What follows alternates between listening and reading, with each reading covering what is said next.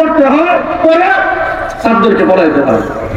হুজুর 25 বছর তিরমিজি শরীফ মুতাআলা ছাড়া, না দেখা ছাড়া ছাত্রদেরকে পড়ানো। হুজুরে তখন বয়ান করছে, নাজমুল সাকিবের নাম ঘোষণা হয়েছে, মানুষ বলে গেছে।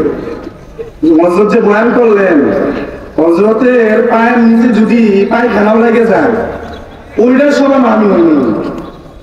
আমার মতো সলিমউদ্দিন হুজুরের দাওরা হাদিসের ক্লাসে শত শত হাজার হাজার বসে থাকে। হায় রে বাঙালি কপাল পোড়া।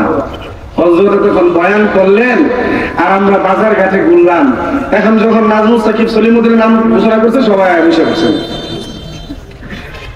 সবাই বন, যারা দাঁড়ায় রয়েছেন বসেন। আমার পর আরো একজন আছেন, আব্দুল জব্বার কাসেমি সাহেব। হুজুর যতক্ষণ বয়ান করবেন আর কেউ উঠেন না, বসেন, সবাই বসে যান। এই জান্নাতের বাগিচার নিচে বসবেন, যতক্ষণ বসে থাকবেন আল্লাহ তাআলা ততক্ষণ ফেরেশতাদের মাধ্যমে নেকি লেখাইতে থাকবেন।